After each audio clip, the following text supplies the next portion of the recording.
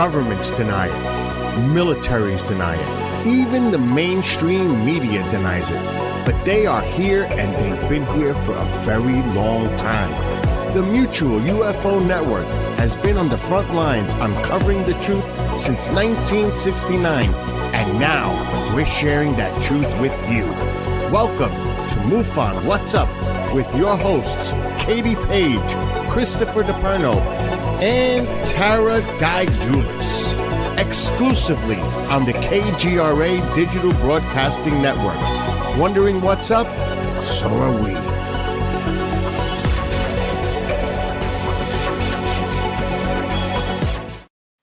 What's up, everybody? Oh my gosh, it is so great to be back. We've been away, it seems like forever.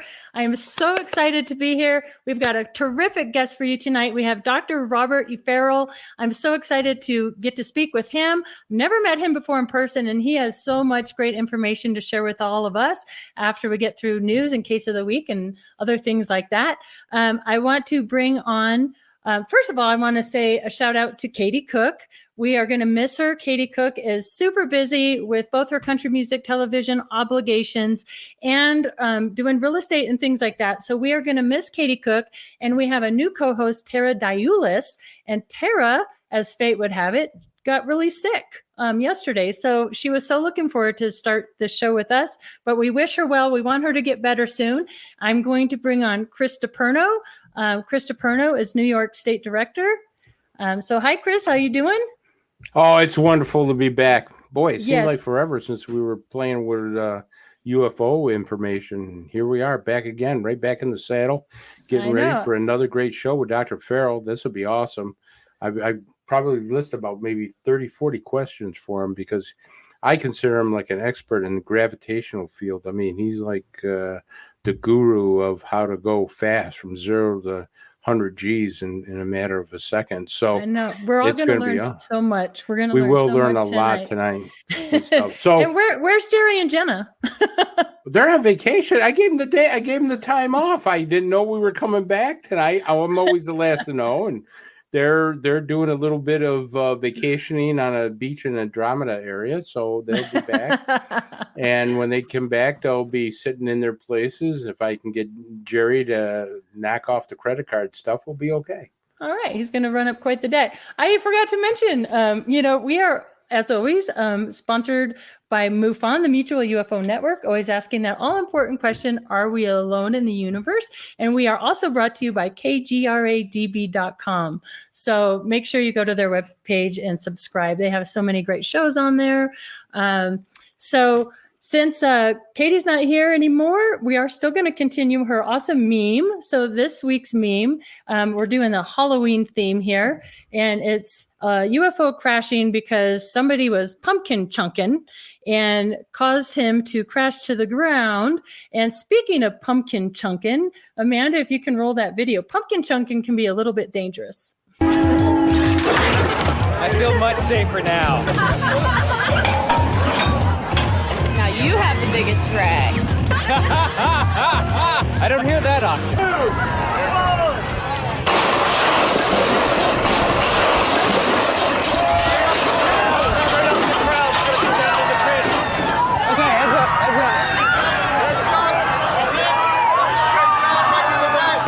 Whoa, look you guys. This is a very dangerous sport.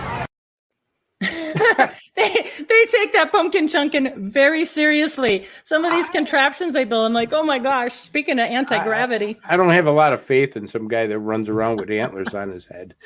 So if he's in charge of it, I think there's a Corvette out there probably with a huge dent in its hood somewhere. I can guarantee you there's some car owner going, what the hell? Right. Oh my gosh. I was surprised to see how people take that very seriously. Anyway, I also wanted to mention that Tara Diulis and I, our new co-host coming up next week, we got to hang out at the International UFO Congress there in Phoenix, and we had a terrific time. And they had a Halloween themed party as well, where Stacy The state director, Stacy Wright, and I dressed up and danced the night away and had a great old time there. And in the spirit of Halloween, I wanted to make a little video for pumpkin, UFO, and alien inspiration. So Amanda, if you can roll that pumpkin inspiration video, that would be great.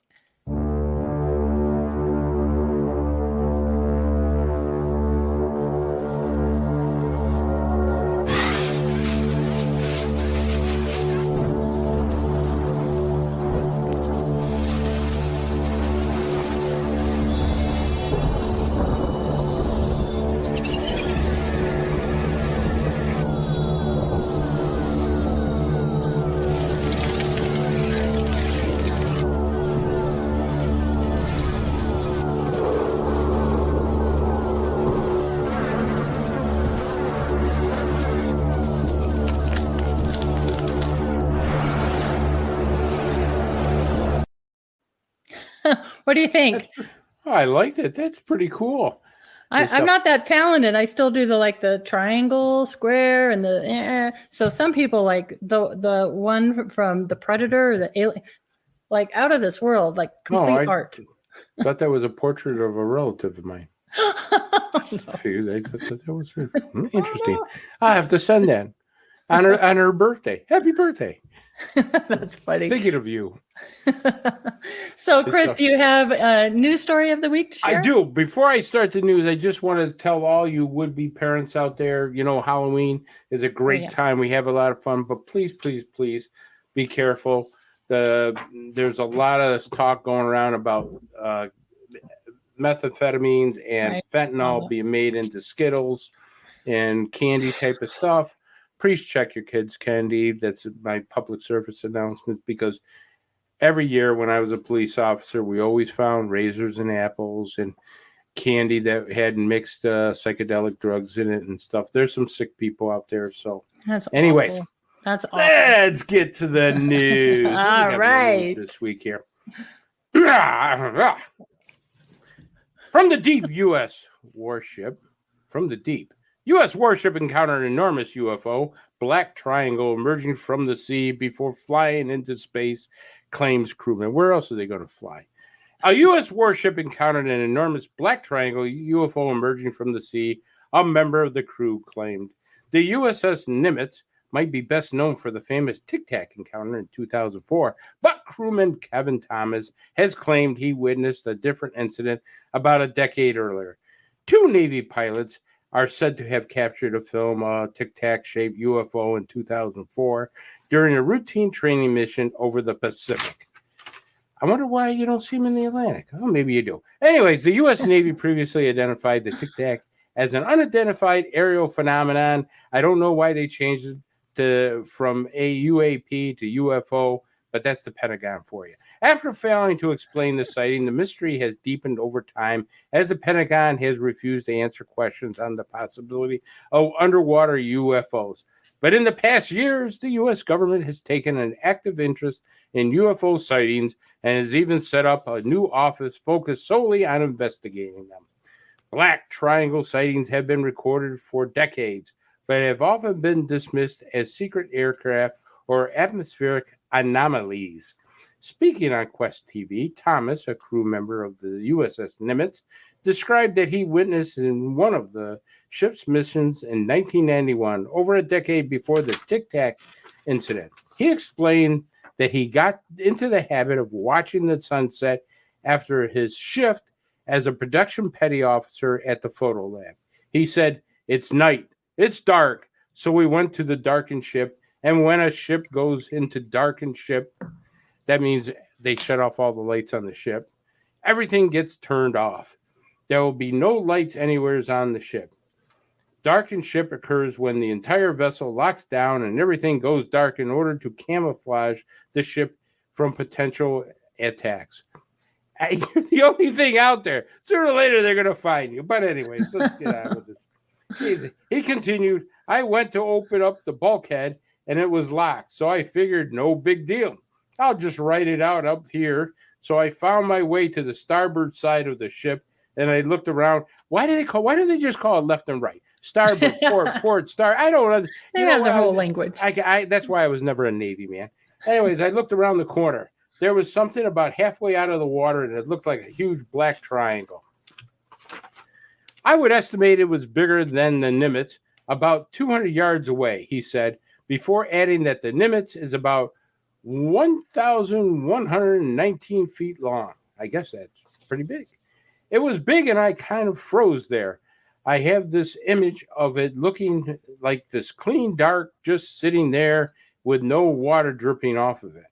I got a clear view of it. It probably raised up about 30 or 40, and then it was gone. If it was pitch black, and this thing was pitch black, how did you get a clear view? But that's something for another day.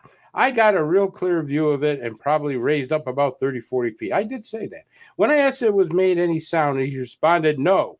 Kevin said he got worried when two men paid him a visit the following day, asking questions about the night before. He said it was very, very odd. I had a feeling that at any moment, my heart kind of is like, uh-oh, I'm in trouble. No kidding. I thought I saw something I'm not supposed to see, and I can get in a lot of trouble. Kevin said he only opened up years later when the Tic Tac footage emerged. When asked if he sees any similarities between the Tic Tac footage and the black triangle he witnessed, he said they both have the same movement at supersonic speed at Mach 15, Mach 20. Folks, why does he just say very fast? But anyways, he doesn't know.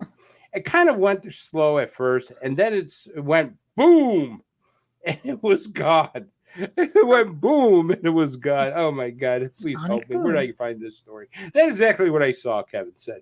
Kevin's testimony comes as the Pentagon has reported having a clear photo of a black triangle UFO rising out of the water. The photo's existence has never been officially confirmed by the Pentagon, but many state it exists. The Pentagon. What you don't know, you don't know. In September 2019, the U.S. Navy finally admitted videos taken by pilots apparently showing encounters with UFOs in 2004 are real. Two videos show three encounters between warplanes and what the Navy has officially admitted were unidentified aerial phenomena. That's the word again. Oh, God. Only the Pentagon. The incident has become one of the most explosive UFO sightings at all time, and it still has not been explained. An aerospace engineer, and I have no idea who the aerospace engineer is, claimed the videos were put out to get the public ready for a fake alien invasion. Oh, no. Here we go. I wish they'd come already. Will you, God's sakes, get over here. We can't do any worse than what we're doing now on this planet. What are you? Eat me. I'm a great piece of steak. Anyways, all right, Amanda, let's roll that video. We would really appreciate it if you could just tell us exactly what happened on the Nimitz back in 1991. I was a production petty officer in the photo lab, so I ran the photo lab downstairs for the enlisted personnel. And I got into this habit of going to watch the sunset after my shift was over to just kind of decompress. By now it's night, it's dark. So we went to darken ship, and when a ship goes to darken ship, everything gets turned off. There can be no light anywhere on the ship. Darken ship is a defensive maneuver where all lights go dark and the entire crew locks down inside the ship in order to camouflage the ship from enemy attack. The crew isn't told if an order to go darken ship is a drill or an actual threat. You have a certain amount of time to get inside the bulkhead, or you're trapped outside and you're not going in. And when I went to open up the bulkhead, it was locked. So I figured no big deal. I'll just write it out here. So I found my way to the starboard side of the ship, and I looked around the corner, and there was something about halfway out of the water. It looked like a huge black triangle. I would estimate it was bigger than the Nimitz at about 200 yards away. 200 yards. And the Nimitz is what, 1,000 foot long? I think it's 1,119 or 1,019. It was big. And I just kind of was froze there. I mean, I have this image of it just looking like this clean, dark thing sitting there with no water dripping off it. So did it make a sound? No. Okay. I got a real clear view. It probably raised up 30, 40 feet, and then it was gone. Did you tell anyone about what you saw? I didn't have to. I was at my duty station the next day, and there was a guy at the front office of the photo lab, and he came back to me and said, "There's two guys here to see you." And nobody ever says, "There's two guys here to see you on an aircraft carrier." It's just very, very odd. I had a feeling at that moment, my heart kind of stopped that, uh-oh, I'm in trouble. For being out during the dark out? Yeah, I think that maybe I saw something I wasn't supposed to see and I'm going to get in a lot of trouble. And were they in uniform? No, they were just in civilian clothes. What'd they ask you? Did they ask you? They asked me, why didn't I make it back to general quarters? Why wasn't I on my duty station? Was I outside? And they just kept asking over and over in different ways, what did I see? How did you feel during that? What was in my mind at the time the guys interviewed me was, don't tell these people what you saw or you're going to be kicked out of the military. I basically just told them I stood at the aft of the ship and I just waited until it was over and then came inside. And I was really silent about it for years until the Tic Tac footage came out. That is what really has got me thinking about this. Probably the reason I let you in the door. What similarities did you see between the Tic Tac and then yours? But there are some places in the video where it moves and it's like, that's the same movement. Yeah, see, it kind of went slow at first and then it went boom and it was gone. That's exactly what I saw. It went slow at first and then boom, it was gone. At what kind of speed did it move? So, supersonic. So I would have to say Mach 15, Mach 20. Could a human survive that? No, the G-forces would turn you into a pancake. You'd be like soup on the floor. Wow. That is super interesting. That's totally legit. Yeah, I guess. But the only thing I could tell you that I know that he's telling the truth on, he might be telling the truth on the whole thing, but the only thing that I know he's really is the two guys. I've been in that situation before when somebody walks up and says, hey, there's a couple of guys that want to talk to you. That I know happens in the military a lot. They send Guido and they were Rocco. Plainclothed. Yeah, they send Guido and Rocco to come talk to you, and it's never a pleasant situation. I personally have experienced that, and it's not something you want to write home to mom about. No, and he kept quiet all these years. I mean, can you imagine? Yeah, back in 1991, if you went and told your section chief and said, hey, there was a big black triangle that just flew out of the water last night, they're going to take you down for a drug test. That's true. I can tell you, you're going to go pee in a cup and figure out what's in your system. That's but true. I mean, the other thing is too, there is the thing called darkened ship when they actually want to be like a ghost in the water. But if you're a darkened ship and you're in the middle of the ocean, I don't see how you can see anything coming out of the sea really well. I mean, because there's no lights. Right. So do you think we have the capabilities of like that being our own back in 1991, something coming up out of the water and going Mach like that? I mean, could it possibly be something we have and they're just making up ET stories? Oh, I don't know. I mean, we have all kinds of different evidence and stuff. And that's a great question to ask Dr. Farrell later on when he comes on, because I mean, we've, off air, I when I was talking to Dr. Farrell, we've, kind of conquered a bit of gravity. We've got that. I'm sure we reversed engineer. The theory is that we've taken their actual crafts down by radar. So, I mean, there's all kinds of speculation, but until they come out in my backyard and say, hey, Chris, what's on the bar? It's all theory. If I were aliens, I'd come out on Halloween night. They'd blend in more. Speaking of Halloween. Anyway. They'd be the only normal ones out there. Can you imagine that? They walk around in an ET suit and nobody will get, hey, that's a pretty boring costume. What costume? That's funny. Speaking of Halloween, I kept with the Halloween theme for Case of the Week. I thought, I wonder if people report anything on Halloween night. So I went back into CMS archives and I found case number 120701, October 31st, 2021. 7:45 p.m. out of Gerald, Texas. It was a Category 1 case, and I'll just quickly read what the witness stated. He said, Halloween evening, observing trick-or-treating, the wife and I turned off all outdoor lighting and sat behind our pickup trucks close to the garage door as to not attract anyone onto the property. I guess they didn't want to hand out any candy. There were some of those, like turn off all the lights, pretend we're not home. We're not giving any candy to the kids. Anyway, I looked back up to the northeast sky and noticed what looked like an outline of a large owl coming in our direction. As it flew closer, what seemed out of the ordinary were 3 dimly lit orbs where the breast of the owl would have been. As soon as it approached overhead, I knew it wasn't what I thought it was. As shown in the dramatization video, I could make out only the shape of what I told my wife, without the point on the tail. 3 dimly lit orbs centered in a chevron shape and what appeared to be a piece of glass reflecting either light from the ground or the stars shining through the object, which I've heard before. Like you could see the outline of the boomerang shape, but you can almost see the stars through it. There are things that I can't explain that I and others have witnessed in the skies over Texas. I provided a visual to explain what I witnessed, as it is the best way for me to help others understand. This case was closed as an unknown UAV. So Amanda, if you would like to run that video of what the witness saw.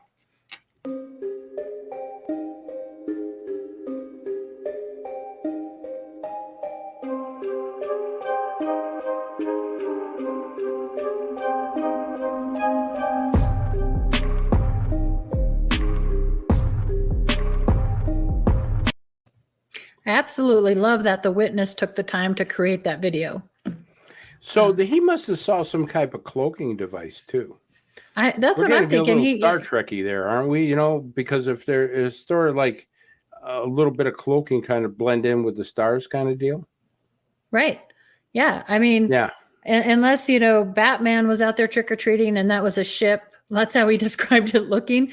But yeah, I think that's a pretty cool case. So the tip of the day is keep your eyes on the sky while you're out there with the kids trick-or-treating, because you never know. You never know what you might see. You never know. So anyway, Chris, did you catch up with Bob this week? I did. I actually caught up with him a while back, and he sent me one of his awesome videos. Amanda, would you roll that video? Hi, everybody. My name is Bob Spearing. I am MUFON's Director of International Investigations, and I have a video for you guys this week. As always, I'd like to thank Chris, Katie, and Katie for having me on for a segment, and we're going to analyze a very interesting video today. The case took place in July in Sheffield, England. A woman claimed that something hit her house, and when she turned on her security cameras, this is what she saw. And we're going to play it twice because I want you first to look at the bright object coming at her house. Then we're going to go back and I'm going to show you something else that Mike Price, our national director in England, caught that even I missed. Let's roll the video the first time. You can see suddenly this object comes, and it's coming rather fast at the woman's house. It seems to turn on a light when it's maybe 200 feet above the ground, and it flies erratically towards her. The first time I looked at the video, I thought perhaps it could have been an insect in the foreground, because if you have, say, a security camera and you get a spider crossing the lens or a cobweb, it will appear as a bright white object, which looks very strange, but it's only an insect. This appears to have come from quite a distance away from the other house. And now we're going to look at the video again, but what I want you to do is look at the white van on the left side of the video. Let's play it again. Watch the van.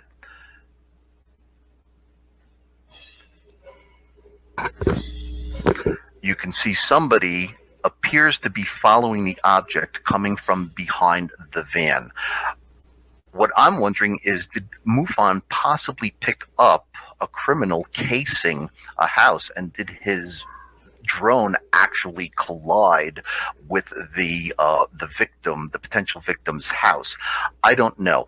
It doesn't act like a typical video, like a typical drone. Drones can make some really hairy maneuvers and look like they're going very fast when they really aren't. But this had such a path in such a short amount of time that it really is hard to pin it down to a drone. So I'm sort of at a loss as to what's going on here. Did we witness a potential criminal casing a victim? Did we see something anomalous? Was it a drone? I can't answer it at this time. The case is ongoing, but I would like to thank Mike Price, the National Director of the United Kingdom, for sending me the video my way. I really appreciate that, Mike. That's it for this week. I'd like to thank Chris, Katie, and Katie for having me on, and hopefully next week I'll see you guys again. Bob Spearing signing off. Yeah. Wow. Well, I have to agree with Bob. I think it's a drone. I think the guy there was, because criminals do use drones. They do. That's a new thing. You get something great out there and somebody's got to pervert it, but they do use drones to case houses, especially apartment complexes. We chalk this up to FWI, flying while intoxicated. He was probably working the drone half drunk and, just ran the thing into the house. But, I have to agree with Bob. It's probably a drone. Wow. Yeah, that's a scary thought. Like we're being stalked and scouted out. So yikes. Maybe MUFON can do more investigating and bust the guy. Well, I'd like to wouldn't you like put a Halloween mask on one of those drones and just put it up to somebody's window, just kind of raise it up and just see their reaction. It's just like, Harriet, look out the window! No, there's a goblin. I told you there's such things like that. Oh, that would be so great. I got to think about Oh, no, you're bad. That would be terrifying. Oh, I can imagine my wife getting up in the morning with a cup of coffee and there's some big alien face attached to a drone looking into the window. And, we're coming to abduct you. Oh, no. See, I told you, Lori, they're coming for you. Oh, no. Oh, no. Oh, my goodness. That's hilarious. Well, I wish everybody a happy Halloween out there and stay safe, like we said. But I think now would be a great time to bring in our guest, Dr. Robert E. Farrell. I am so excited to bring him on. Dr. Farrell received his Bachelor of Science in Mechanical Engineering from Ohio State University, his MBA from Western New England College, and his Doctor of Engineering from the University of Massachusetts. He is now retired from Penn State University as an associate professor emeritus. Over 25 years ago, he began doing serious research for his science fiction series of novels, including Alien Log 2, The New World Order, Alien Log 3, The Dulce Affair, and Alien Log 4, The Antarctica Affair. All of Dr. Farrell's books made bestsellers list on Amazon in 2012. He has lectured many times at universities, science centers, MUFON meetings, at Roswell, bookstores, clubs, and senior centers around the country. He has appeared on numerous TV and radio shows, including Coast to Coast AM with George Norrie. Please welcome to the show, Dr. Farrell. Nice to have you here. Thanks for being here. Nice to be here. Thank you. Yes, we had to snag you before you left the country. Yeah. Where are you going again, Doctor? Back to Innsbruck, Austria. Oh, wow. That's a beautiful place over there. I spent some time in Luxembourg. I'm fortunate. I live in Arizona, and in the summer, the thing you want to do is get out of town. And I'm fortunate my daughter lives in Innsbruck, so I go visit. Oh, really? Oh, yeah. Wow. What does she do there, may I ask? Yeah, she teaches at a business school. She's a professor there. Oh, wow. Nice. Austria is a very, very pretty country. It's going to be gorgeous this time of year. It is very nice. Yeah. Really, I remember a little bit of Luxembourg, Austria, Belgium area. I was probably 19 years old when I was over there, and part of the time I was highly intoxicated. So I remember the gravel as I hit my head on it. But I mean, that's basically most of my time in the European theater. All right. Well, I would like to start off just asking you, so why do you believe UFOs are real? Well, it's as the famous Dr. Spock, not the medical doctor, but the Spock from TV program always says, it's logical. Okay. Yeah, it is. It is. You look up in the sky and look at all the stars, and especially now that we have a lot more information about how many stars there are with planets. In fact, it turns out NASA estimates about 8.8 billion stars with planets Earth size in habitable zones. So that's one for every person on this planet. You can pick one and it's yours. Right. Now, Doctor, you wrote 3 best-selling books on Amazon. One of them, and from what I've did a little research on you, the books, even though they're fiction, you put a little truth into them. Am I correct on that? On the books, Doctor? Uh-oh. Is he frozen? He must have froze on us. He froze. When he comes back, unfrozen, I want him to talk about this cover on Alien Log. I don't know if he needs to drop out and drop back in. Let's see if we can bring him back on. Yeah, that'll be great. But I wanted to ask him because there's one book in particular I wanted to question him on, is the one from Dulce. Because, I mean, everybody is speculated about Dulce. Is it true? Yeah, there you are, Doctor. And stuff. See, they don't want you to answer the questions. That's right. Let's see. Can you unmute your mic? I think his mic is muted.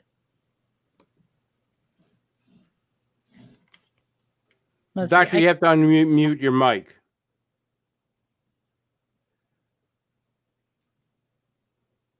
Let's see. Well, Doctor, at the bottom, you'll see where it says mute and unmute. Can you unmute your mic? Right at the bottom, there's a toolbar. Can you call him? He wants you to call him. Okay. Folks, stand by. We're having a little technical difficulty here. I would rather sing and dance for you, but I can't dance, and you don't want to hear my voice. Doctor, I was going to say on your bottom picture where you see yourself in the studio, there's a little microphone, and you just click on that, and it should unmute you.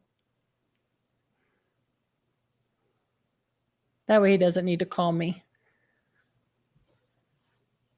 I think he's going to call you. Okay. So anyways, my question for the doctor, what I was going to ask him. Well, let me tell you a little bit. I did some research on Dr. Farrell, and he's probably one of the biggest experts when it comes to propulsion. He has done some amazing work on stuff like negative gravitational fields.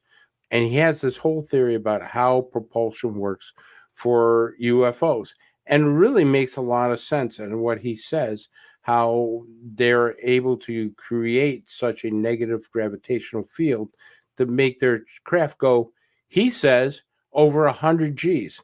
Now, I don't know about you, but 100 Gs, I agree, it's going to make you feel like a pancake. I mean, humans cannot survive anything like that.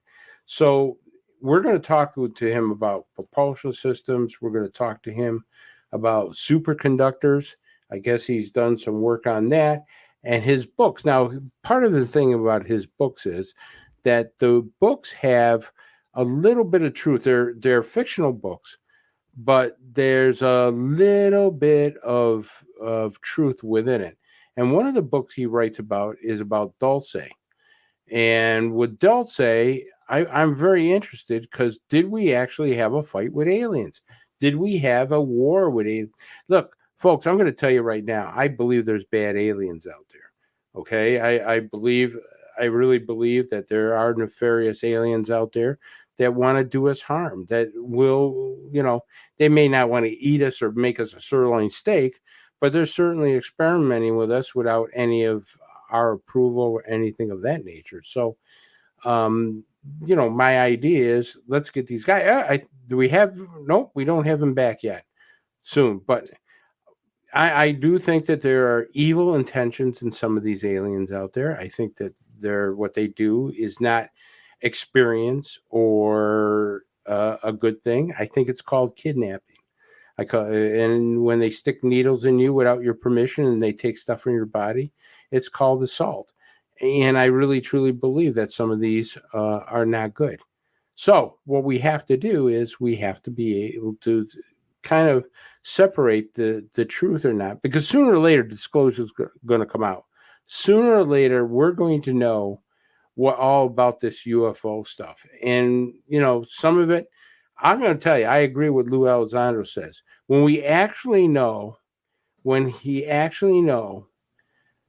what Lou Elizondo was talking about when he says it's going to make us very sober, you're right. It is going to make us we're going to take a look at this and go, is this really what the universe is all about? Because trust me when I tell you, folks, it's nothing like we're thinking. It is nothing like we're thinking. We think that you're going to get, hey, the aliens have been visiting us. They've been coming around, this kind of deal. And you think, wow, this is wonderful. They're going to come down like the earth stood still, bring us some gift or something. They ain't coming down for a gift. Let me tell you something. They're coming down here because we're a petri dish. They're looking at us like we are some kind of petri dish to do scientific experiments on with hybridization and stuff. I have talked to so many abductees, and I will tell you, I don't think I have one. I don't remember one where they said it was wonderful, it was beautiful, it was so heartwarming. The only thing I hear, it's terrifying, it's scary, it's painful, it hurts. And who has the right to take, I don't care if they look at us as an animal, which maybe they probably do. I don't give a damn. But who has the right to hurt? How do you feel if a dog was hurt? How would you feel that? How would you feel if anything? Katie, you there? You back with us? I am here, and Dr. Farrell is having to reboot his computer. He said he's never had anything like this happen before, so somebody doesn't want him to talk. So everybody hang in there, because I told you, as soon as I said Dulce, I knew that was going to happen.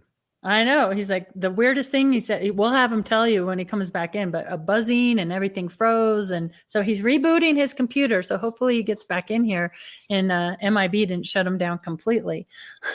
Yeah. Because when I was talking to him about his book series, so he has his nonfiction books, right? And then he has his fiction book. So Amanda, so his nonfiction books, The Science Behind Noah's Flood and The Science Behind Alien Encounters, I want to get those two. I tend to love nonfiction, but like what Chris said, his fiction books actually are weaved in a lot of truths. And so he was telling me about this cover, and I can't wait for him to come back in to share with everybody about this. Well, that's what I wanted to ask him about, the Dulce base. Because everybody, talks about, we had all these military people killed there. We had a war with the aliens. There's a big shootout. They're doing sinister stuff. There's bad aliens there with bad people. And, we keep saying, it's a conspiracy theory. It's a conspiracy. Chris, you're nuts. It's a conspiracy. But 20 years from now, all this stuff that we thought we were nuts about is starting to come true. Remember, years ago, when you talked about flying saucers, they said, go wear a tin hat. Go get some aluminum foil, put a tin hat on. They're not saying that nowadays. When they said, we have metal and crashes and we got alien you're all crazy. You're all out of your mind. That stuff is just... Who's crazy now? Yeah. Who's crazy now? Who's crazy now? But I got to tell you, all these people are coming out with theories. And I mean, and it's not just, people like me who, sit at a bar on a Saturday night with a beer going, hey, the aliens are coming to eat us. These are scientists, theologians. These are doctors, people who really are in the know, saying this stuff is real. I mean, when a scientist, one of the most prominent scientists in Israel, comes in and says, hey, by the way, aliens are not only visiting us, they're here. And guess what? They're walking among us. First thing I did is I went out and checked my neighbor next door. I go, whoa. They're all working at the post office, Well, yeah, that could be too. But I mean, I was checking the neighbor next door saying, I always knew why you were a little strange. You didn't know. You didn't like pizza. There's something wrong with a person who does not like pizza. That's my first check. You got to check and see if they like pizza. If they don't like pizza, they're an alien.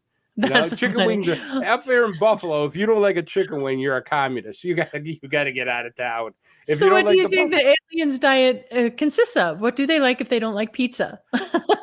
Cows' asses. They take it all the time. What do you think they do? They kind of, there's a bunch of cows in the field. Let's go get some of those poop shoots down there. I mean, come on. They don't know what a good steak is. If they had a good tenderloin steak on a barbecue, rub with a little nice rub on it, they forget about all those cows' asses and eyeballs and tongues and hearts and stuff. They go, hey, wait a minute. They go, hey, Jerry, this stuff is terrible. We got to go get this guy to cook for us. That's the only way I'm going to get abducted. Is one of them. This is where the conversation goes when we're waiting for our guest to come back on. It is. That's true. That is actually true. How our conversation goes. It's just crazy like this. That's hilarious. But I will tell you that I totally believe that the abduction theory is not a good thing, because if they're making hybrids, right? Okay, let's say, for argument's sake, and to get this show on the road, let's say a hybridization is real. It's not a theory, it's real. So they're taking genes from me. They're lost if they got genes from me. I'll tell you that right now. That would be the best thing for humanity, because we would all get so fat. I mean, we'd die off. Needs a lot of Chris's. There you go. Yeah, who needs a lot of Christopherdos out here? So I know I have never been an abductee. They looked and said, Jerry, we got to get this. No, there's no way. Anyway, so let's say the hybridization program is real. So we start with this. But they're making people who aren't real living among us. Why? I mean, we're overpopulated as it is.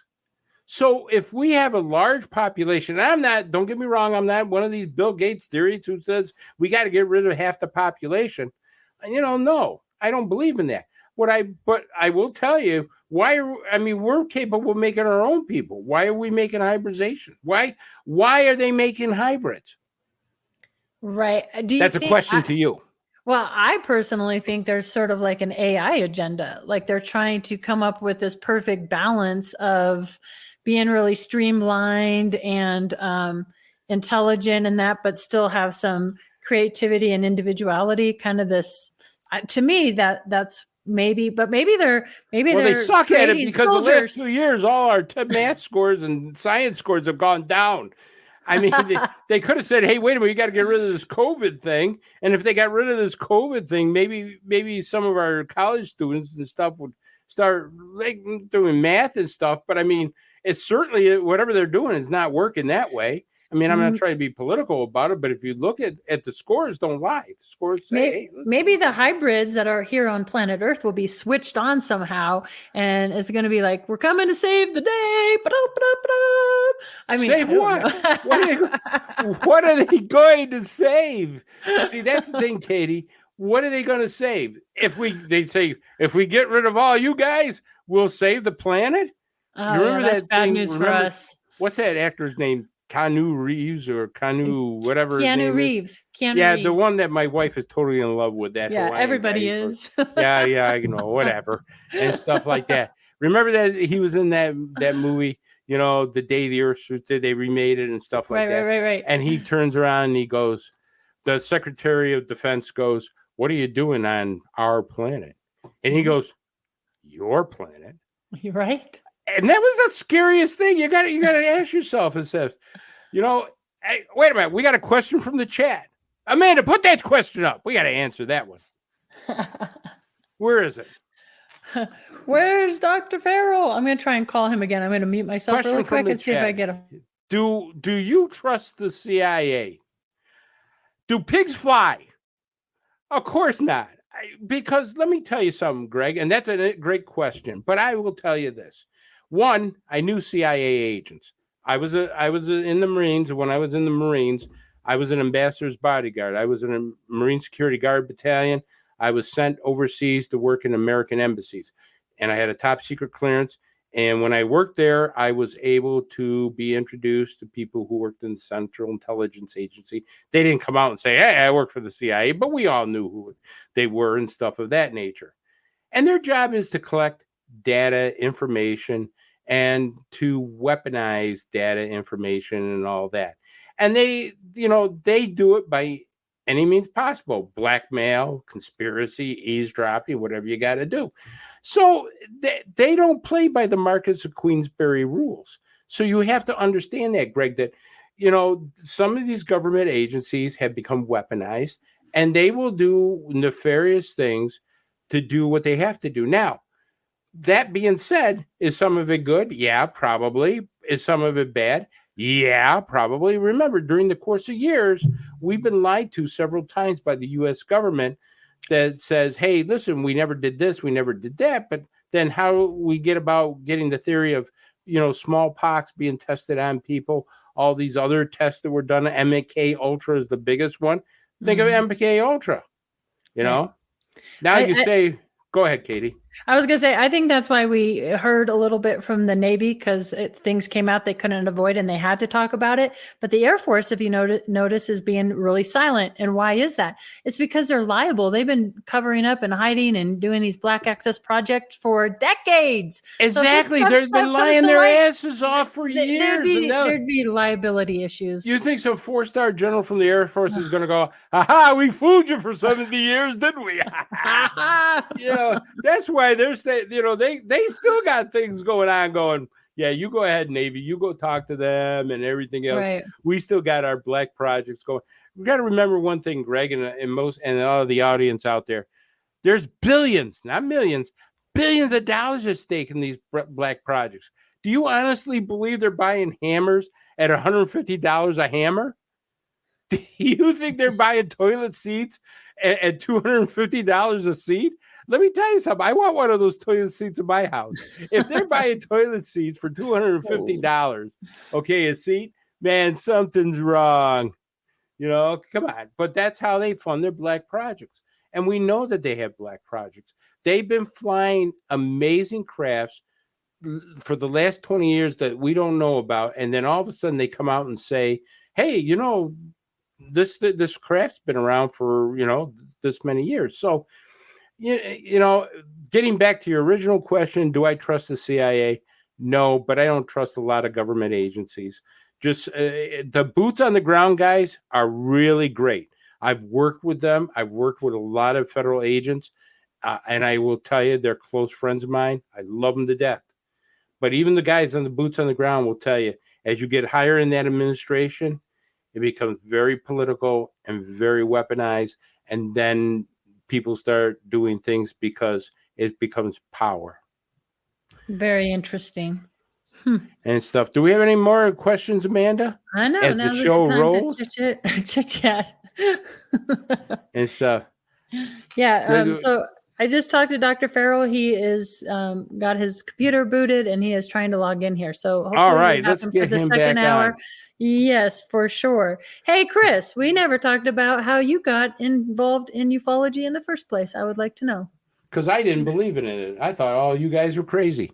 Really? I thought you guys were all nuts. I don't know what drug they're taking, but maybe I ought to take it after I leave police work. This stuff's I'm honest. I was a skeptic. I was too, interestingly enough. Even with everything I went through on the ranch in Colorado, a lot of it, I think, could be like hoaxed by humans, Yeah. So it took me years to kind of get convinced that there's really something to this phenomenon. In the locker room, in the police locker room, when you work the midnight shift, you come off, it'd be like 8:00 in the morning, you're dead tired and stuff. And then you'd hear this guy whispering to his partners, did you see that up there? Did you see? Wasn't that incredible? And you knew they were talking about something they saw in the sky. Because a lot of cops see stuff in the sky, but they're not going to say a word about it because because the next day they would have alien pictures, flying saucers hanging on their locker. They'd have alien shorts with a big alien face put on it and stuff like that. I mean, we would torture these guys. So nobody wanted to talk about what they saw in the sky, but we all saw it. We all kind of saw something strange at night. We all got reports. I mean, I went to reports where there were people who were, claiming to see UFOs. And I go, lady, what do you want me to? I'm a detective. I don't arrest aliens. I've never put handcuffs on an alien. I don't think I ever will. But, how do you help these people? So that's how I got into it. After I retired, I said, what's this malarkey all about? And I became from a skeptic to a believer. Wow, that's awesome. Thanks for sharing all that. And I know there's some really good books out there about police sightings and that. I mean, I'm sure that police officers see things all the time, and they it takes a little bit for them to come forward because they don't want to lose their credibility. But we do have Dr. Farrell back, so let's bring him on in right before the break here. We only have a few minutes. Welcome back. Hopefully we can hear you. I can hear you. Can you hear me? Yes, we hear you loud and clear. So we only have about 6 minutes till our break, but if you could talk to us a little bit about the Foo Fighters, in that era, Yeah, because I have an interesting story about that. Foo Fighters, of course, are what both the Axis and the Allies were being plagued with. They were like spheres, I don't know, estimated 6 or 8 feet in diameter. Yeah, there you go. And they would follow the aircraft. And both the Axis and the Allies, they didn't know what they were. Each thought it was the other side's secret weapon. But I gave my lecture, this lecture basically that I usually give in Connecticut about, I don't know, 10 or 15 years ago to a group called the Cheshire Army Air Force Roundtable. And the name gives it away because at least half the people in that club flew planes in World War II when it was called the Army Air Force. But one of them stood up during the Q&A and said, I flew B-17s in Europe during when I was in the war. And my buddy was a pilot too. And my buddy told me that he had 2 of those things follow his plane. Oh, wow. And one of them came right up to the plane and took a nosedive through the wing of his plane. And it didn't hurt the Foo Fighter and it didn't hurt the plane. So they have the technology to pass one solid object through another. And that's on my bucket list to figure out how they do that. Wow. Wow, that's amazing. And it stuff. Is. What did Dr. when they had these Foo Fighters flying around there, how did they approach that? Do you know any of the history that how the Air Force approached it with their pilots? Because they couldn't get rid of pilots because these bomber pilots were, I mean, they were scarce enough as it is, so they weren't going to ground them. What did they just tell them? Did they tell them, this is a hallucination or what? I mean, how did they do that's a good question. I don't know how they reacted to that. People actually, I think, were open-minded up till about 1953 when the Robinson Report came out. And that was when the government did a concerted effort to discourage people to have any interest at all in UFOs, to the extent that they would send out psychiatrists to interview somebody who claims to have seen one and make them out like they're crazy, or send out an astronomer to say, oh, well, you saw Venus or swamp gas. And so from 1953 on up until very recently, like this year or last year, you were crazy if you said you saw a UFO. But during World War II, I don't think that stigma was there. So maybe they just recorded it. But after the war, the German government hired Herman Obarth, who was at the time one of the very famous rocket scientists, to investigate UFOs. And so he did. And in his report to German Congress, his conclusion was that they're real. They're not from this earth, and they maneuver themselves by propelling or by using or manipulating gravitational fields. That was his conclusion. And I read recently another report that he gave in 1954. It's a longer report, but the bottom line is the same conclusion, that they're real. They're not from this planet, and they use gravity field propulsion. And right after Roswell, as a matter of fact, as you might remember, there was a committee called the Sign Project. I think Project Sign. Project Sign.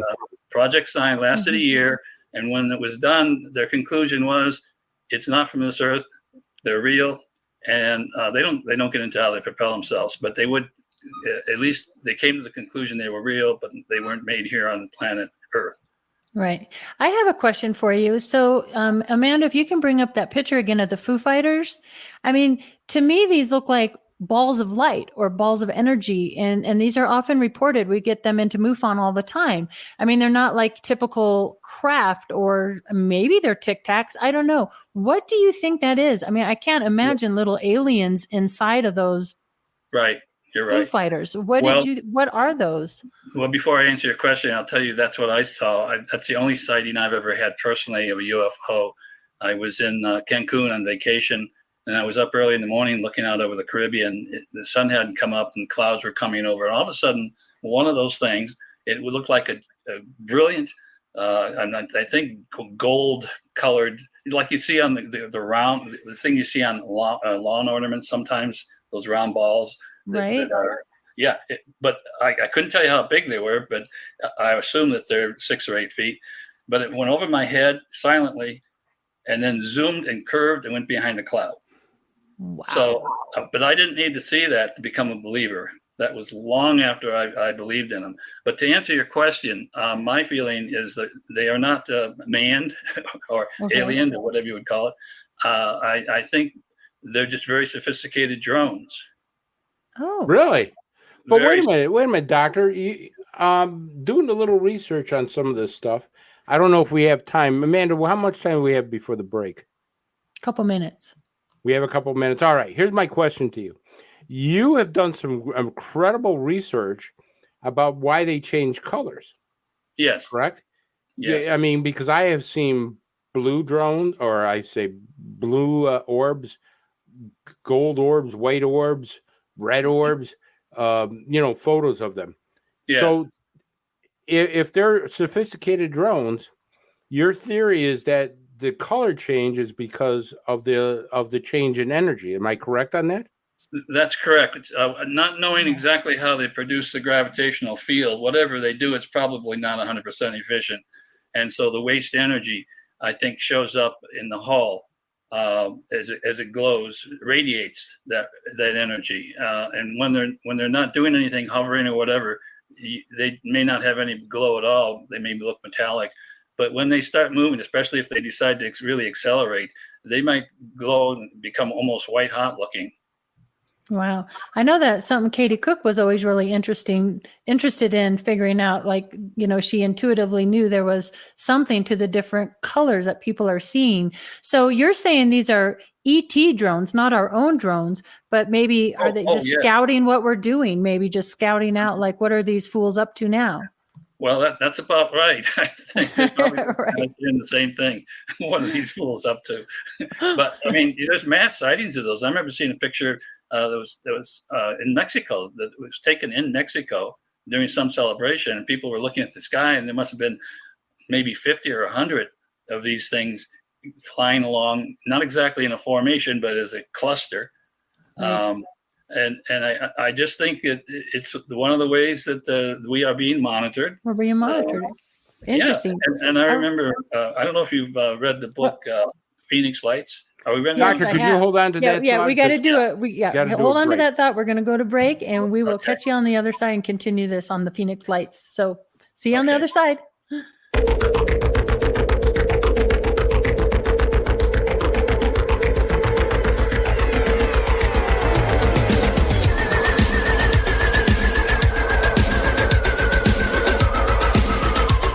Hey members, the new KGRA DB app is now available on iOS and Android devices. Gain on-demand access to any KGRA DB programming. Download any show directly to your mobile device to listen or watch on the go. Go to the App Store and search KGRA DB.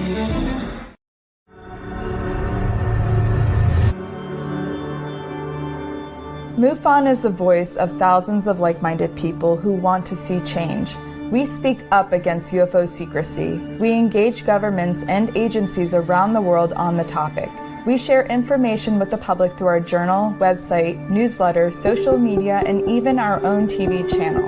When you join MUFON, you add your voice to the cause. Few things are more important in our time than understanding the UFO question. Join MUFON. Find your friends.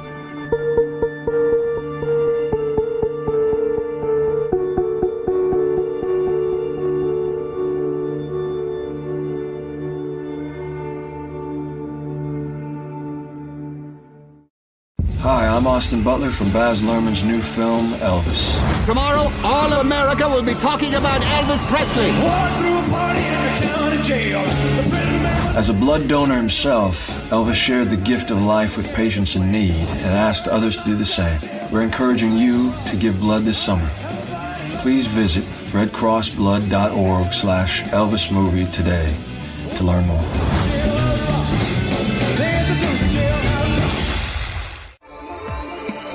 You're listening to the KGRA Digital Broadcasting Network. We provide unparalleled coverage of trending news in the world of ufology, cryptozoology, and paranormal phenomenon. Whether you're watching our video live stream or listening to one of our audio programs, you are getting the best from world-renowned researchers and hosts, guiding you through topics the mainstream won't touch. Miss one of your favorite programs? No problem. Head over to the members area at kgradb.com for access to our massive library of award-winning content. Make contact, stay connected, only at kgradb.com.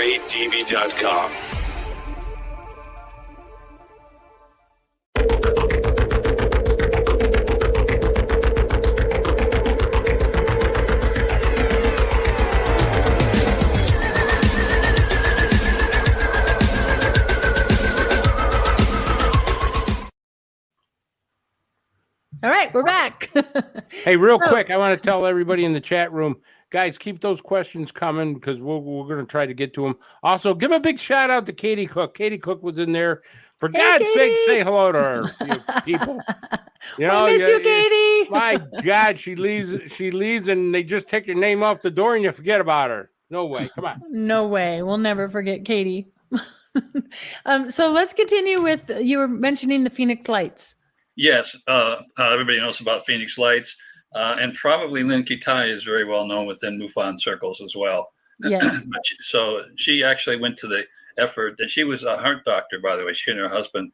And so she didn't come out of the closet right away, but she did a lot of research and then finally wrote her book called Phoenix Lights and also produced a DVD. But she mentioned, I think in her book, because I when it first came out, her first edition, I got one and I was talking to her. But these orbs that we were talking about, she said she saw them, and I can't remember if she said 3 months or a year before the Phoenix Lights. And she was on her deck overlooking Phoenix when all of a sudden these orbs, and I think there's a picture of them on the cover of the book, come to think of it. I think 3 of these orbs came right up to her balcony almost. And she said it was a very strange feeling. It was almost like they were doing a mind meld or something. So, like I say, they're very sophisticated. And stuff. Well, let me ask you a question, Doctor. We got to get into this now because one of the books you wrote about, it's a fictional book. It's about the war in Dulce, the battle that they had there. Yes. But doing some research, there's always some truth to that. Do you believe Dulce actually happened? Well, I think so. Or Duluth, or I don't know how you say it. Dulce or Duluth? Dulce is the way I... Dulce. There you go. Dulce, yeah. Yeah, I mean, I think it is. There seems to be some credibility to it, which is why I decided to put it into my novel. Okay. So let's say we had a battle with bad aliens there. Yeah. We must have bad people there too, right? Well, actually, that was one of the problems in my book, is there was a bad person. And well, what was happening there in the story, if you read it, we made an agreement back in the Truman days, to let them be on Earth and have a joint project with them as long as they'd share technology. But they were supposed to be restricted as far as what we would do and they could do in the order of in developing technology. And in the story, it turns out that there's evidence that the U.S. is developing some really nasty technology, and the whole story was how to get that information out, and also how to get it to stop. And it turns out that the team that went into Dulce was actually assigned that duty by an alien named Quellen, and he's the one that knew what was going on. And he asked them to go in and get evidence of what was happening. And so they did get evidence, and they got it to Quellen. So Quellen then could go to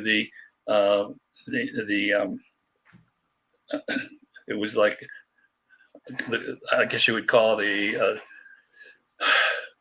committee, where like a galactic committee or something like that. Yeah, actually, it would be the galactic committee, because I visualized that life is everywhere, and that galaxy is pretty big, even if you got that kind of technology to travel.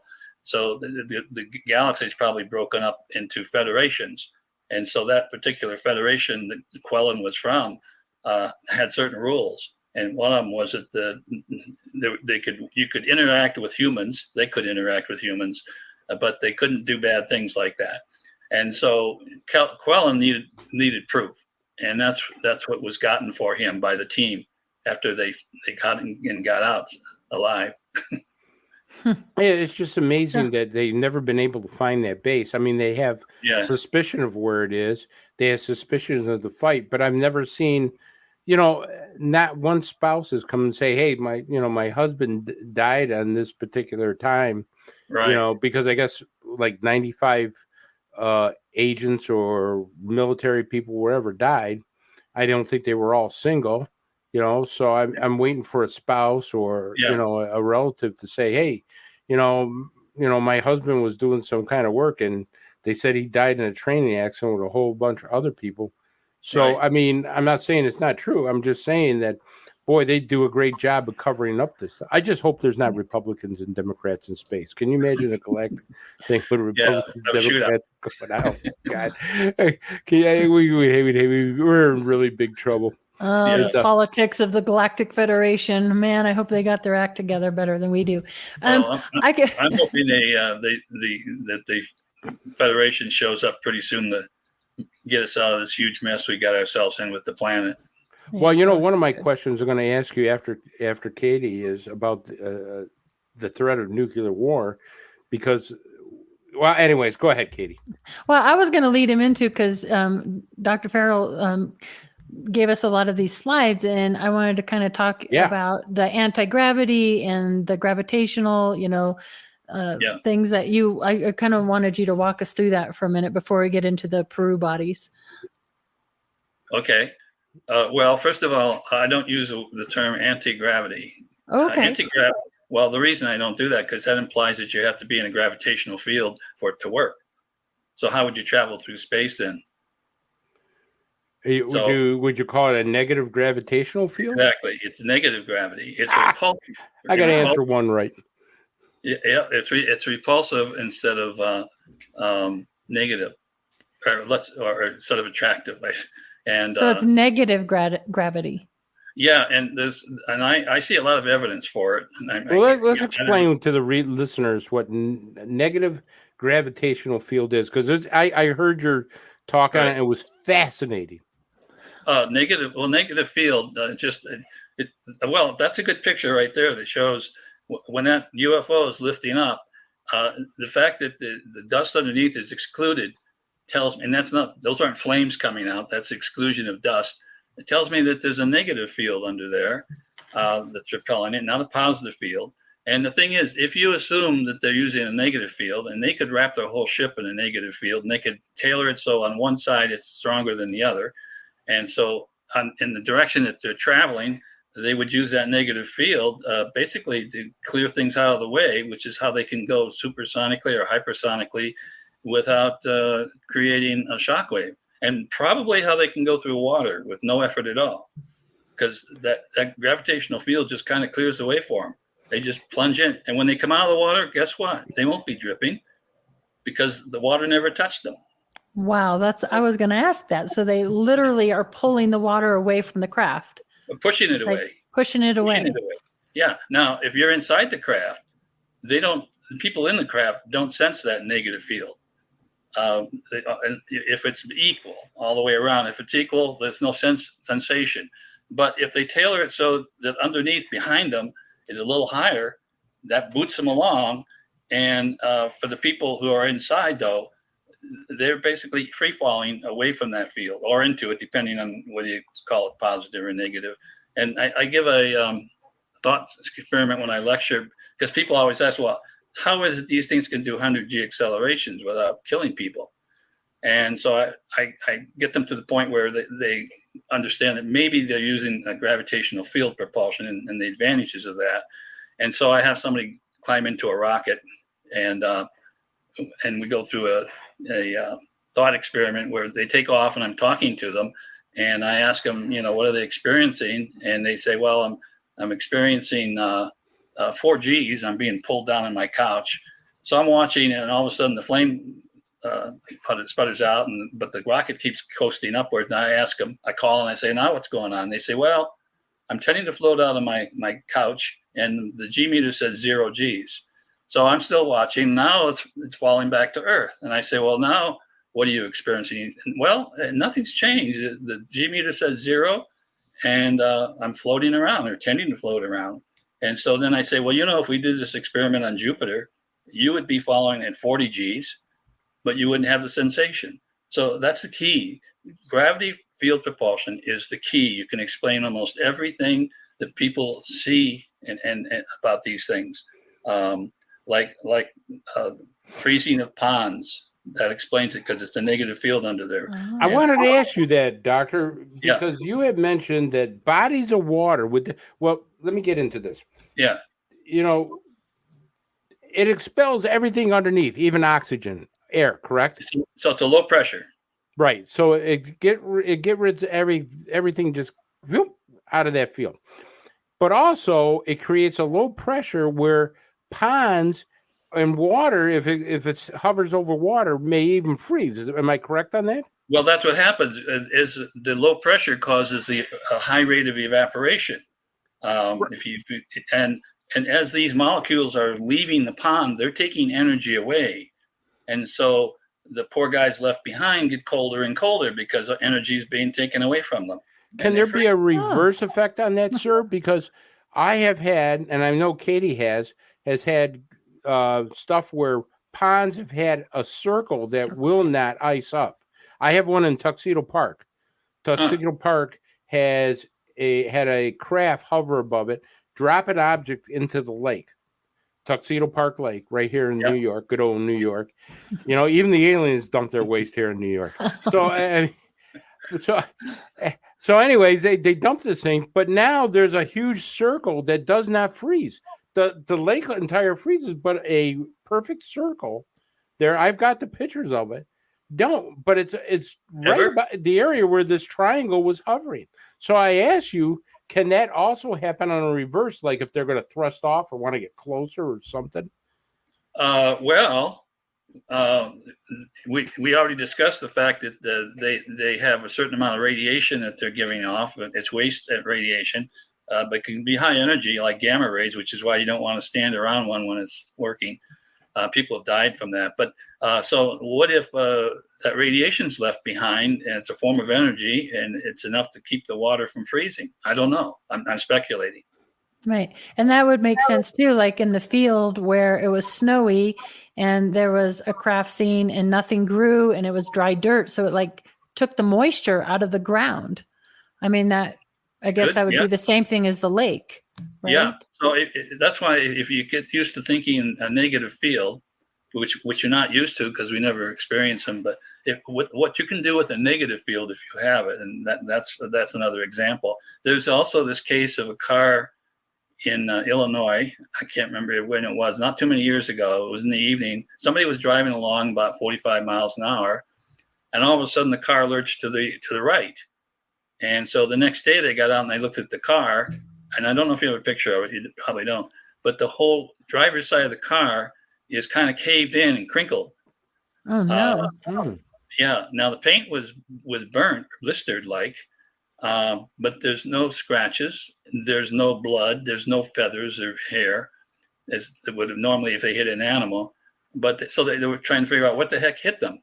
And in my lecture, I say, well, here's one possibility. What if the UFO was cloaked, because they can do that, and moving along, and they have, when they're moving, they would have a negative field to protect them, this force field in front of them that kind of protects them.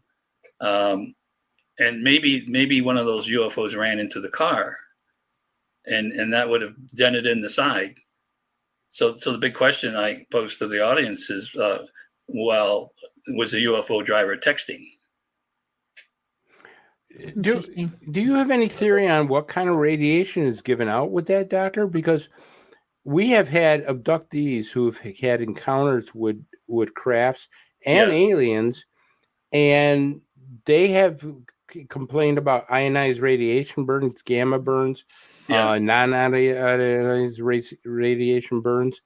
I mean, what do we know about, and even microwaves? So what do we know about these crafts as far as what they give off? Do we know anything about that? Well, no, I guess I don't. All I can say is I assume that it could be a whole spectrum from infrared, which we can't see, to red, to yellow, to almost white, to X-ray, gamma ray. You could be the whole spectrum. One of the theories that was proposed for actually building a craft that's propelled by gravity utilized light or like maybe it could be some form of light. I'm thinking maybe microwaves.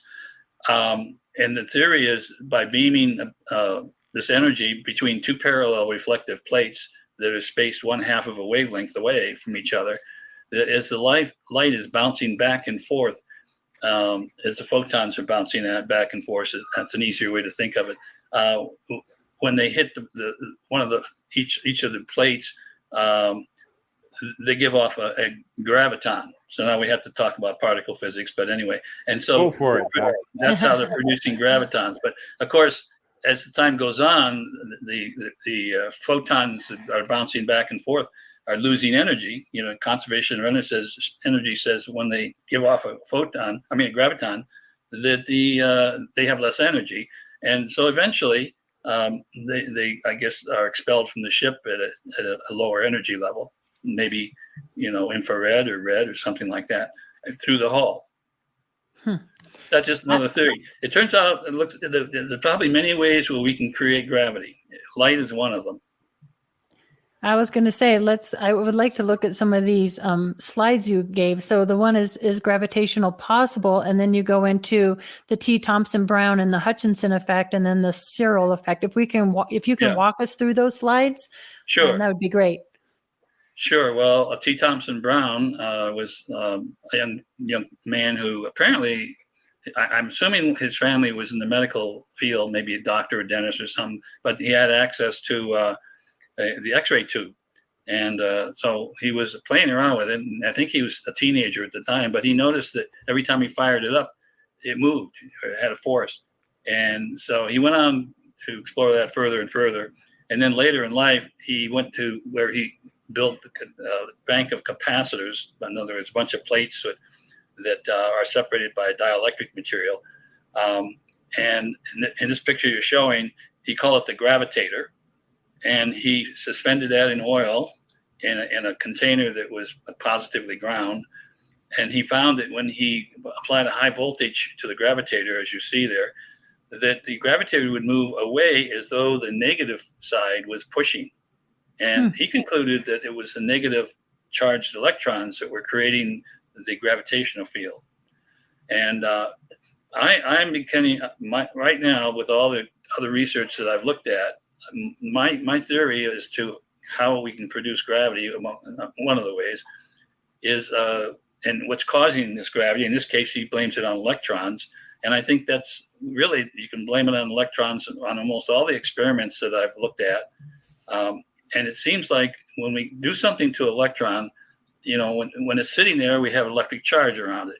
Now, if we move it so it has velocity, now we can detect a magnetic field around it. And if we accelerate it, which is a second derivative, if we accelerate it, now we get electromagnetic radiation. What happens if we change the rate of acceleration? That's called a jerk. Is that jerk is that the next thing that happens to an electron? Do they start shedding photons, we could say? I don't know. But some of the evidence and some of the research that was done seems to indicate that the culprit is the electron. At least unless you're using light, it's the electron. And what you do with it makes it create gravity. And so I'm trying to figure that out myself. I want to have a machine that I can get into, accelerate at 100 Gs, and get to Innsbruck, Austria in 14 minutes instead of 14 hours. Yeah, wouldn't that be great? Well, imagine how that would change the world. If you could live in Austria and have a day job in Phoenix. Doctor, don't you think we really got that? This leads me to my question to you now. Yeah. Don't you think we reverse engineered some of this stuff? I would be surprised that we haven't, that we have not. I really would. In fact, a lot of people claim that some of these UFOs are actually our craft. I don't know when they come out with their explanation for the Tic Tacs. It'd be interesting if they say, well, and this is one option they have is, well, you know what, you got us. That's our technology. I can't. Do you talk believe about we've downed some of these crafts by radar? Well, if they are, radar is a pretty powerful thing. If they actually, Stanton Friedman, the late Stanton, told me once, because I asked him, I said, what do you think's bringing him down? And it was his theory, because they were coming down in areas where we were doing research with radar, you know, like White Sands and around New Mexico and that area. And it was his belief that they kind of, the radar, the high energy radar, hit them and upset their operating system. And if indeed they are producing gravity by manipulating electromagnetic fields, because Einstein says there's a relationship there between gravitational fields and electromagnetic fields. If they're using somehow manipulating those fields, and all of a sudden they get hit by a microwave burst, it could disrupt their system so that they would crash. So that's one thought. There was a case, I'm trying to think of the lady, well, I guess since I can't remember her name, but anyway, she had been abducted, and she didn't even know she was abducted for a while, but she was having problems and got interviewed and learned that she had been abducted. And during her abduction, she was aboard an alien craft, and this is down in Florida. The craft was flying over Florida on the east coast of Florida, I guess. And it was brought down. It crashed into the water, and she was rescued. Years later, when she went on the, mean they threw her out of the ship into the water? No, the Navy okay. happened to be close by, and I guess they went in and either she flew out of the craft when it crashed, or they went and got her, but she was saved by the Navy or somebody, I guess. And so she didn't know what brought the thing down until years later when she was giving a lecture. And in her lecture, she had a slide of something that is actually a weapon. They aim it at an airplane, and it has a high energy burst of radiation of some kind. It could be microwave, but it'll disrupt the aircraft's electronic fly-by-wire system and cause it to crash. Wow. And the picture that she had was one of those machines. And so her theory is that's what brought down the UFO that she was in. Huh. So we have the technology to bring them down if they were hostile, maybe. I guess. But don't say they're hostile. I keep thinking of The Day the World Stood Still. Remember that? Right. You remember that movie? Yeah. I know the argument the is old if one they or were the new one. Well, I don't know. I haven't seen the new one. I guess the original one. The bottom line is we are a very violent species. The first thing we do is shoot. We shoot first and then talk later. We're the hostile ones. That's true. Yeah, that's right. I know the argument's always been like, if they were going to harm us, they would have done it already. I agree with that, but Gork didn't exactly bring flowers either in the movie. I mean, when he opened his visor up, it wasn't there to say hello. So. Oh, okay. Well, I guess they knew that they had to be careful dealing with humans. Right. Well, Dr. Farrell, I'm super excited to actually get into the alien bodies of Peru. Yeah. I would like to spend the last half hour talking about this. So if we just want to jump into that, alien bodies in Peru, and we'll go through the slides here one by one, because there are some fantastic slides. So if you just want to walk us through these. Yeah. So let me tell you how I got involved first. If you can. Okay. You can show the slide if you want. The Jaime Maussan, I think most people know Jaime. Yes. I went to a UFO conference, I think it was Paula Harris's in Nevada, Laughlin, Nevada, on this 2017, November 2017. I went to see her show, and Jaime gave his presentation. This was the first time that anybody had presented information about the discovery of these bodies down in Mexico. Initially called them mummies, but they're not mummies because they have all their internal organs. And so technically they're not mummies, but they refer to them as mummies. So when I saw that these bodies are tridactyl, there's two different species, and both species are bipedal and tridactyl. And so tridactyl means they have 12 digits if you add up their toes. And so that got me to think, because I had just finished writing The Science Behind Noah's Flood and done quite a bit of research on the Sumerians. And I knew how important 12 was to the Sumerians, and I often wondered why. Maybe the Anunnaki were tridactyl. So anyway, that got me hooked. The tridactylity got me hooked to this whole thing. So I communicated with Jaime off and on to find out what was going on with these. But the background is that they were discovered by grave robbers around 2015. And after a while, they decided to find out if they were for real. So they took them to the Inkari Institute in Cusco and to Theory Jamin. And I said, look at these, are they real or not? And when Theory looked at them and examined them, he realized they were not only real, but historic. And in fact, I think he posted some information on like the hands or something on the internet, trying to get the science community involved to do some studies, but no one bit. But a few months later, some biologist, I'm not sure who he is yet, who knew Jaime, convinced Jaime that this they might be real and he should look into it. So Jaime contacted Theory. I guess they did some kind of maybe a Skype, but I don't know how he communicated with him. But anyway, after communicating with him for a while, Jaime became a believer and decided to, excuse me, decided to go down and investigate. And he got several people, like scientists, biologists, and other groups to form a team. And darling, I'm trying to think of not Cora. Anyway, it'll surface in a minute. So they decided to go, and they sent some photographers and went down in April of 2017 and saw these bodies. And here you see pictures of some of the x-rays that they took. This is one of the smaller species. They're 2 feet high. They appear to be reptilian in the sense, if you see the eggs, mammals don't usually have eggs. And the bone structure, they have single bones where we might have 2 bones in our lower arm. They have single bones.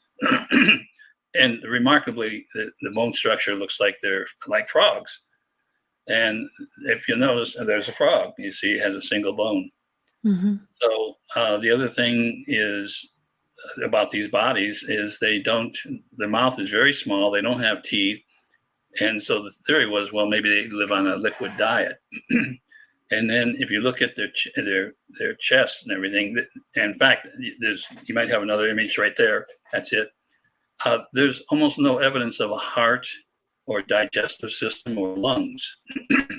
Wow. So the question is, how do they live? And in my research and writing my science fiction, I remember reading stories about people who had been abducted and what their experience was. But somehow, in my mind, I kind of thought that the Greys did not eat, that they would periodically submerge themselves in a fluid and get the energy or ingredients, whatever they need, transdermally. Mm-hmm. And I believe that's what these I've guys heard that before. Yeah, and that caused me to research into frogs, by the way. Now, at my age, you think you would know something about frogs, but I did not realize that frogs can breathe underwater. And most people, when I say that, did you know that? They think for a minute. They're not sure. They've seen them breathe on land. Well, it turns out frogs can transpire underwater. They can give off oxygen take on oxygen and give off CO2 through their skin. And that's how they survive through the winter when they're underneath the ice. But when they're on land, they do have lungs. They don't have a diaphragm, but they have lungs. And the way they breathe is through their throat, under their jaw. You may see that go up and down, up and down. That's their diaphragm, basically, that allows them to breathe. So I believe this particular species, the ones that are only 2 foot tall, are reptilian. By the way, the DNA doesn't match anything. Nothing in the database matches one of these. Not a frog, a turtle, or anything for these small Didn't species. Jaime just get vetted on that? He got an apology or something, did he? Probably, because I know he got involved in something a few years back that made people a little sour on him. But he's been apologized, I think. Yep.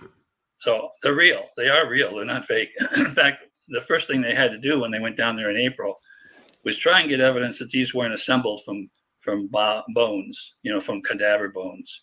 Mm-hmm. In fact, those are the small ones there. And you notice they have a long neck, and it turns out they suspect that the necks can be extended or retracted just like a turtle. Really? Yeah, there you go. Wow. One of them has a metal plate, a breastplate. So do you think these guys can breathe underwater? Can they survive under there like a frog? Well, they don't have lungs.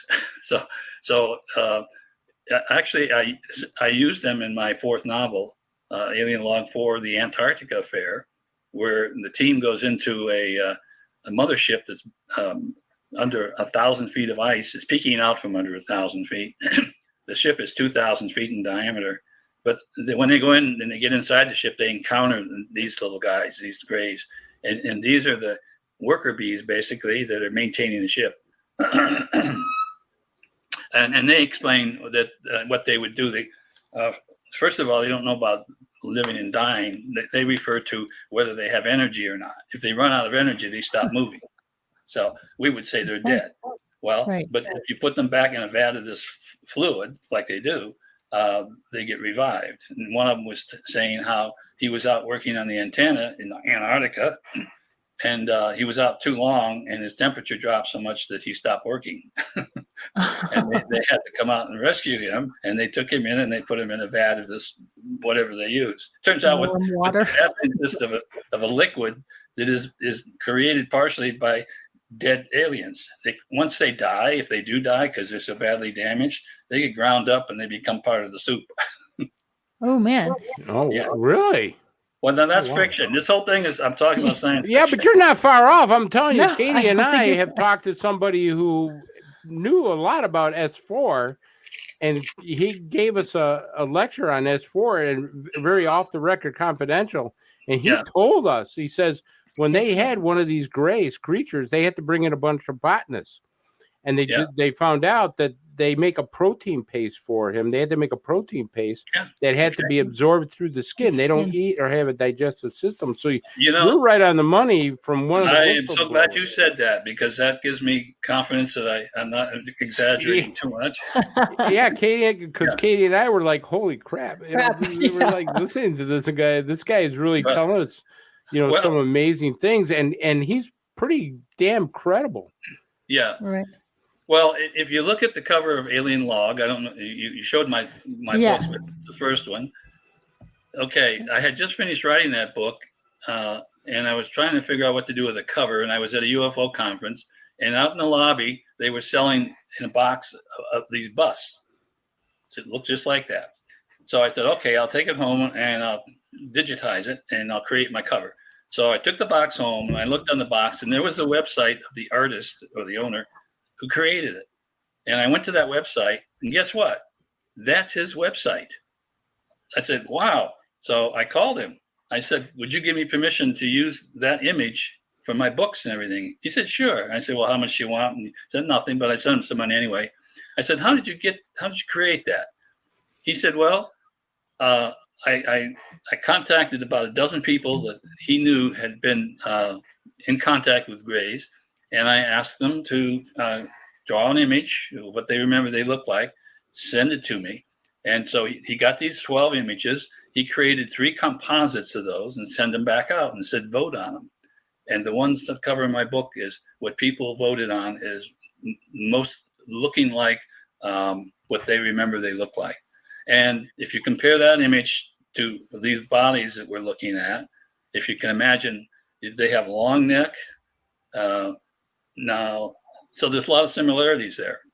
So I really believe that these small creatures in Peru are aliens. Now, there's another one, a larger species that they call her Maria, and she would stand about 5 feet. There she is. She would stand about 5 feet tall. By the way, they look white because they've been all covered with diatomaceous earth and oil mixture to preserve them. And they found them that way as far as I know. I don't think the grave robbers did that. But anyway, so Maria has all her internal organs except for some that she lost when she was attacked by a large cat, which caused her death. And if you look inside, she looks very human. And the thing is, they carbon dated her to be, and by the way, her DNA is only 25% human. They carbon dated her to have died about 1,750 years ago. The little guys, the other species, about 1,000 or 1,100 years ago. So I went to a thing in Ica where the bodies were, and believe it or not, that's Maria. She looks pretty small there because she's in an enclosure that I was told was filled with argon gas to preserve her. And she's in a room on the other side of a window, and I'm standing on this side of the window. And so she was quite a distance back, but she looks small in this picture, but there she is. And anyway, so 25% DNA, human DNA, and none of it modern. And the carbon dating was done from samples that were taken from her. There it is. And so here's the thing. They also found a body next to her, a baby.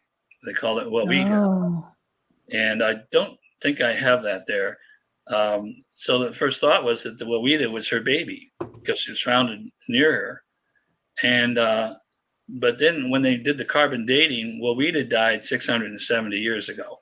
And also Wawita had some fingers removed. She was not tridactyl.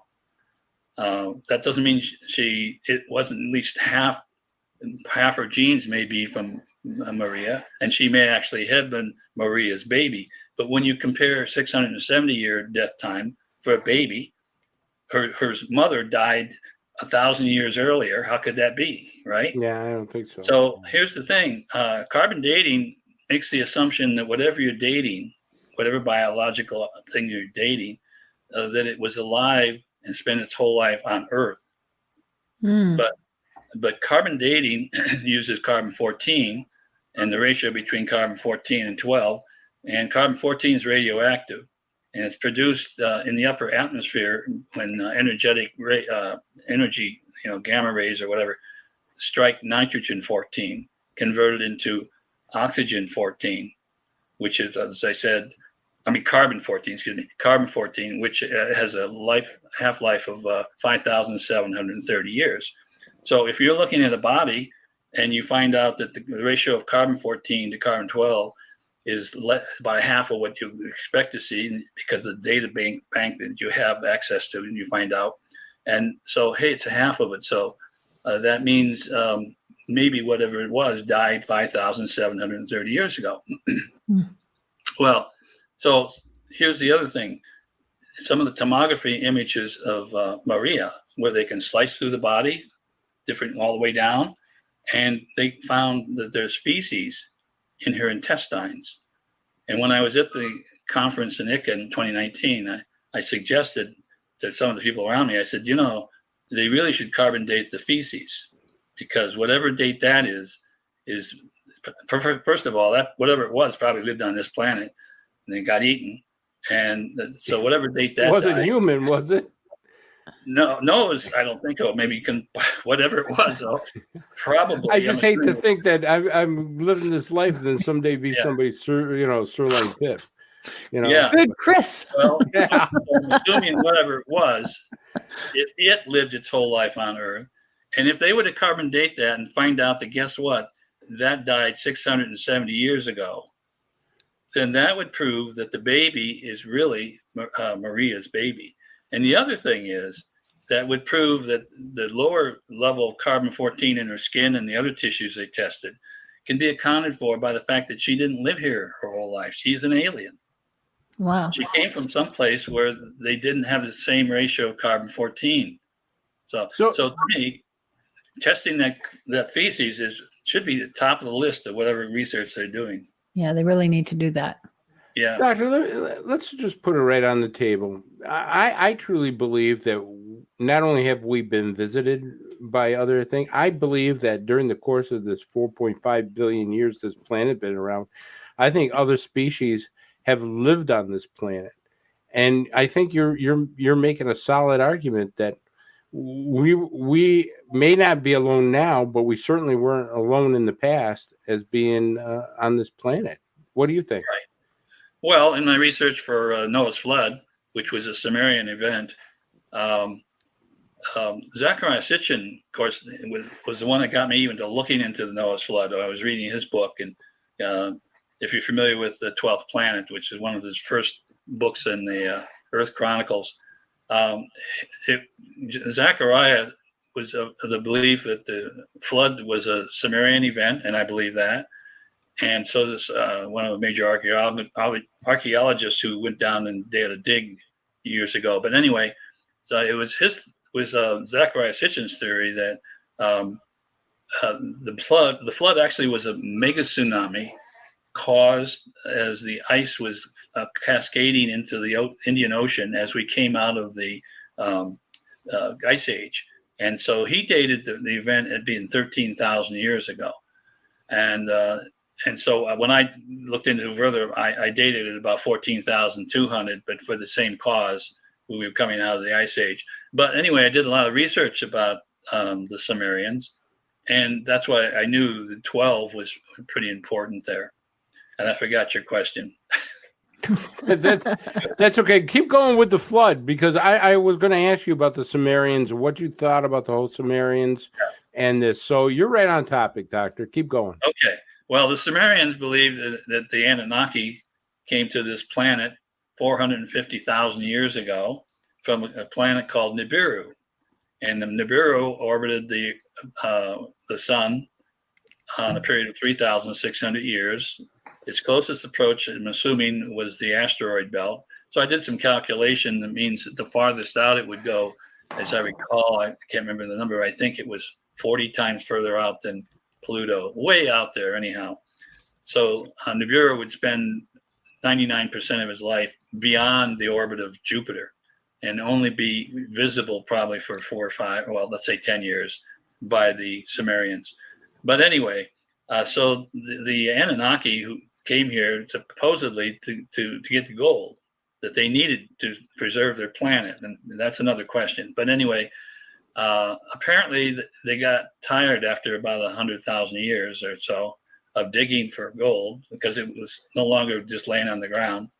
And so they came up with the idea of creating worker bees. And Enki, their science officer, I call him Spock, had this idea that they could take the Homo erectus that existed already and knew how to live on the planet, and give them some more intelligence and the ability to speak by genetically altering them, combining some of their own genes. And that's how Homo sapiens came about. And Sitchin wrote that in his book in 1976, claiming that they created humans about 200,000 years ago in Africa. That was what Sitchin wrote in 1976. Guess what? 1986, 10 years later, some researchers from the University of California had studied the mitochondria that was taken from 147 placentas that they had collected around the planet. And they concluded using mitochondrial DNA that Eve, it was the female because they were studying the mitochondrial DNA, Eve was in Africa, occurred in Africa about 200,000 or 300,000 years ago. So that was amazing because it supported Sitchin completely. In fact, I dedicated a whole chapter in The Science Behind Noah's Flood to Zecharia Sitchin, and all the claims that he made after 40 years, I can show that all the claims that he made about that are true. And that indeed, Nibiru probably interacted with, I can't remember the name of the planet now, a large planet that was in the asteroid belt at the time, and that's what created Earth and the asteroid belt. And there's a lot of evidence for that. It answers a lot of questions. So the thing is that now I'm still not wrestling with the question, why did they need the gold? And so I have a theory. My theory is that Nibiru was actually a moon of a large planet, because this planet Nibiru supposedly had 11 moons. And the way the life could live there is because one of the moons is heated by the gravitational the tugging and pulling of the gravity, just like we know there's a moon going around Jupiter now. I can't remember the name right now, but it's frozen. But underneath the ice is water, and it's created by the gravitational tide stretching of the planet that causes the heat.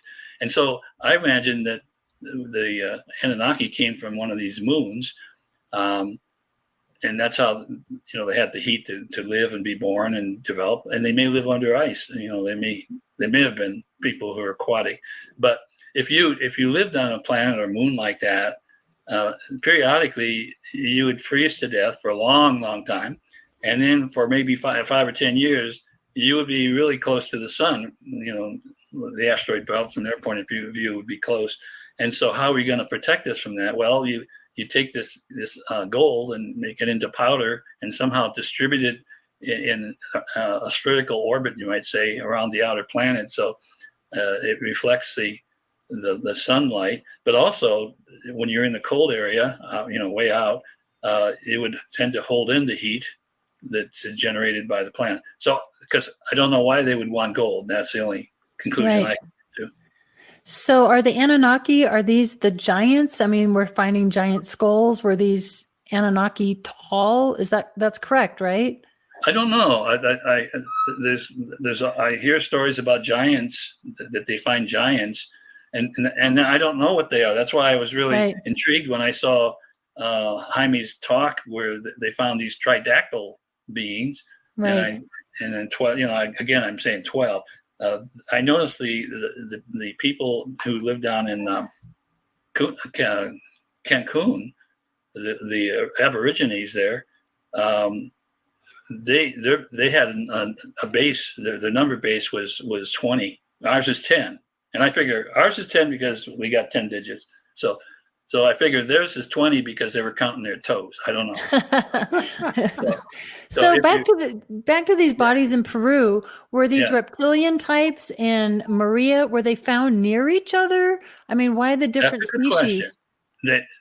We may never know, because the grave robbers are very secretive about where they found these bodies. They claim the original story they had back in 2017 was that they were grave robbers, and they were in the process of robbing a grave, and finally found themselves going down some stairs. And at the bottom of the stairs, there was this door, and they pried the door open, and they went into a room. And in the room were sarcophagi. And in the sarcophagi were all these bodies. And that was their story.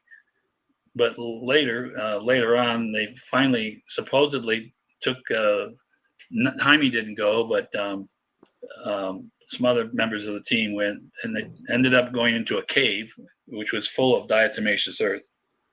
And they were told that that's where they found the bodies. So anyway, and in fact, at the time they said this is where Wawida was found, and this is where Maria's was found. So they were found in the same tomb, you might say. Interesting. Did they find any diagrams, Doctor, or any type of writing, anything that would define what was going on with it? I mean, with what? Well, when they found the bodies, right? Yeah. Was there any type of diagrams, on the wall? Were there any type of drawings? Was there any type of writing, any type of stuff that would define what this place was or who they were, or anything, some kind of clue? I mean, not just to find the bodies. Because they didn't see any writing, and there's actually a filming of them in the cave. By the way, I finally remember the name Gaia. You probably remember Gaia. Gaia was enlisted. Actually, Jaime had contacted Gaia, and they also bought into the thing and decided they would go in with it and help fund it. As a matter of fact, and it was several people that were from Gaia that went on the initial trip. But if you go on their channel, on Gaia's channel, there's several very interesting series on this whole thing, this whole investigation. It's very good. And some of my slides I use, I tried to find out who owns them, and I called Gaia and they didn't know. It turned out Theory Jameen claims that he owns them, and he's given me permission to use them. But anyway, that's another story. But I would steer people toward Gaia. There's a lot of information there if they tune into Gaia. Several different series, and one of them was created by Jaime. So because he was instrumental in getting the thing going. But, Katie, you had a question, didn't you? Oh, I just asked it about, why they were found together, if they were found together. So, I mean, if they're in the same tomb, then we can speculate that they were, at least in the same area. And it makes you think, like, what was going on? Were they, if one's a reptilian type and one's Maria, which I don't know. And I find the egg, I've never seen that before. The eggs and the reptilians. That's a whole area I've never even pondered before, and I find that so fascinating. Yeah, well, reptilians. Right, yeah. So as far as where they were found and if they were all found in the same place, I personally take whatever the grave robbers say with a grain of salt, because they have every reason in the world to want to keep where they found all this stuff, because there may be more, and they can sell it on the black market. That's their business. So. Wow. I guess I wouldn't, but they did take them to see this cave and claim that that's where they found at least some of them. That's absolutely amazing. All right, Doctor, we don't have that much time, but I got to ask you one question. You discredited the Big Bang Theory. Yes. You did a lot of research on that. Let me ask you about that. What is your thoughts about the Big Bang Theory? Well, the Big Bang Theory has a lot of problems with it to begin with. And I bought into an alternative theory, which I did not invent, but I accepted it, and I actually lecture on it. The guy who invented it passed away at 93, about 2 or 3 years ago. So I'm carrying the torch right now. But the theory that he had originally, and I modified it slightly, but our universe is an event that's occurring inside a primordial universe.